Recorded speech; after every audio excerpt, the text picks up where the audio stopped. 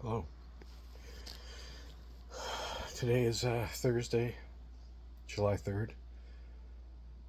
It's been a week since I had my surgery. So I went out fishing in the boat that I got so I could tow my kids around tubing and they could take friends in. And I went down to the falls and I caught a striper.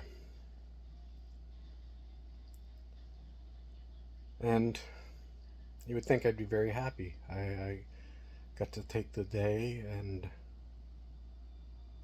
go out, do some fishing, and not only that, but I actually caught one. And they're very good to eat. And I like eating them.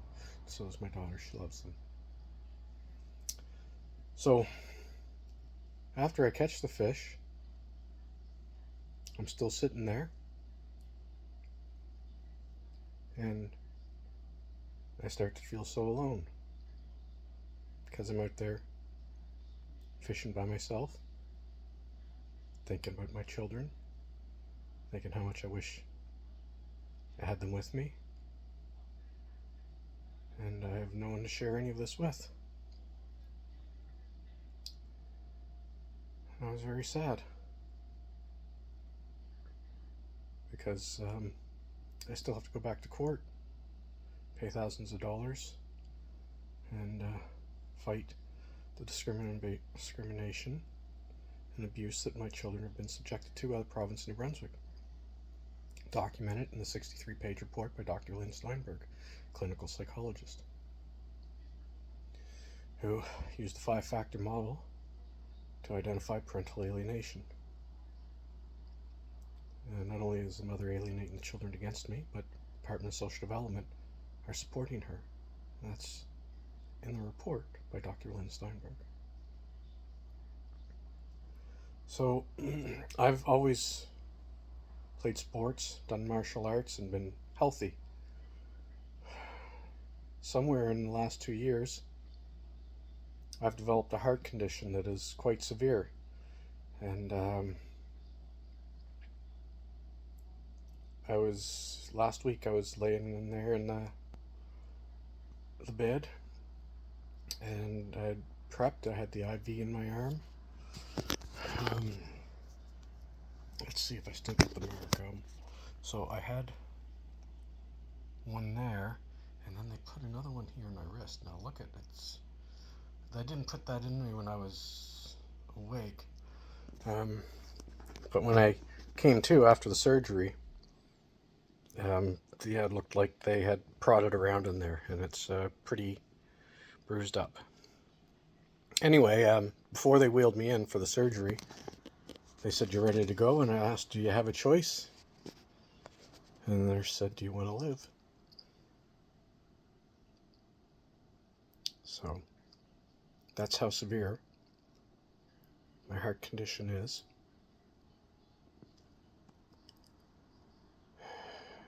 And the only thing I can think of that has changed during the last 2 years has been the interference of my joint shared custody by the Department of Social Development of the province of New Brunswick. Since then, my children have been withheld from me. And they've also been withheld from me in contravention of a court order, but no one has done anything about that.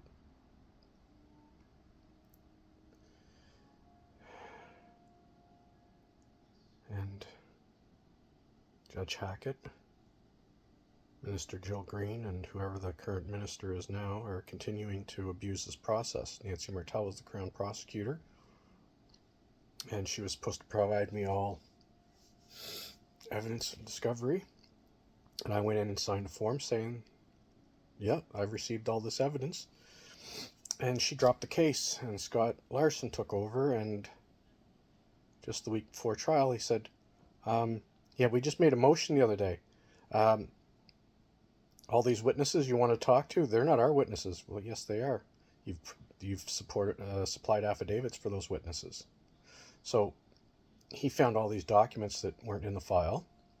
He wasn't aware that they had submitted evidence and affidavits I don't think he was aware of the report from Dr. Lynn Steinberg.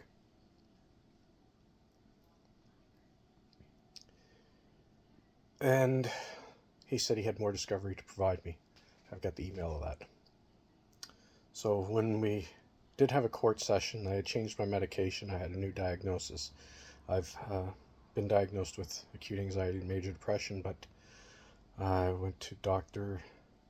Yuzda for an assessment, and he diagnosed me with agoraphobia on top of my acute anxiety and major depression. And they changed my medications to help me better cope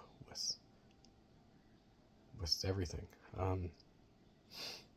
So I didn't feel I was capable of making it to court by taking the new medication prescribed to me for my acute anxiety, because I had taken it and it had put me to sleep for about 4 hours in the times I had taken it. It's very powerful. So I only attended court when I had my acute anxiety medication, and once they changed that to this one, I didn't think I'd make it to the courthouse. I called. I sent a message to Scott Larson about that. I think I sent one to the courthouse as well, and they said, no, your session's going on, you can attend by phone. I said, okay, well, that's all I can do, and I attended by phone, and Scott Larson requested a judicial review of the case, and Deborah Hackett didn't think that was necessary. I think it's very necessary, because I have a 63-page medical report that says the children are being abused, and while the Department of Social Development in the province of New Brunswick were very quick to try and remove the children from me, they have done nothing to protect the children from a diagnosis of abuse by Dr. Lynn Steinberg, clinical psychologist. So,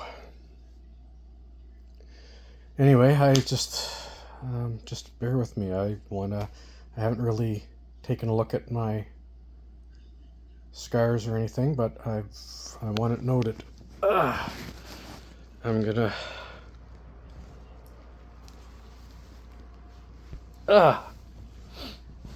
try to get a picture of the scars I have now. The one here in my chest is very small. See, it's just a little cut. But that was just to run the electrodes. They ran them from under my armpit up to here, so that if my heart stops, there's an electrode here, an electrode underneath my armpit, and a device that they've got in my body. Here you can see the bulge there. That will shock and make sure my heart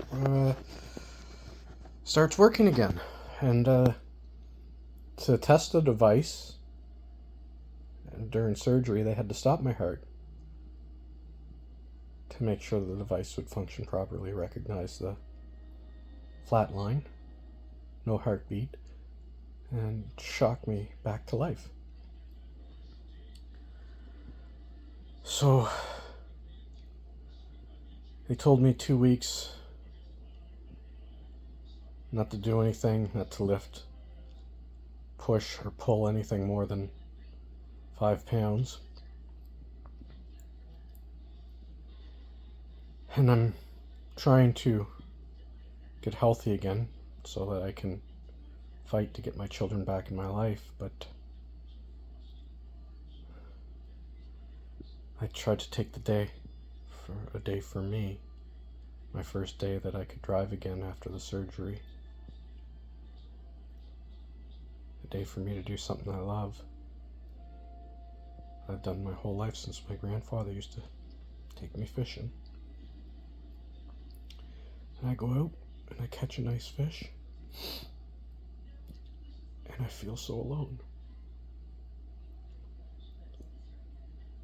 because I don't have anyone to share it with.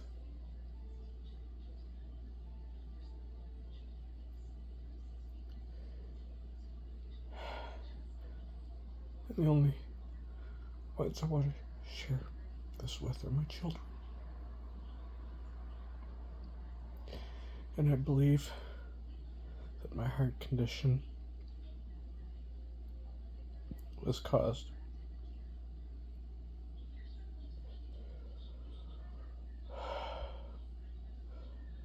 by having them withheld from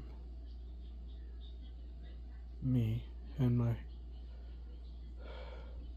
divorce agreement for custody and access.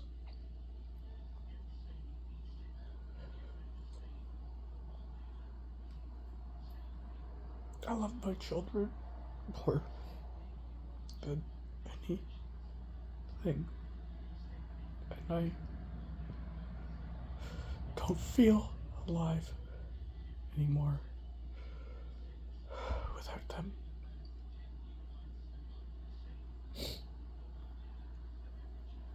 Anyway, first week after surgery, I need to get back to continue fighting because my life has been severely shortened because of this heart condition I've developed. So I want to spend as much time as I have left with my children.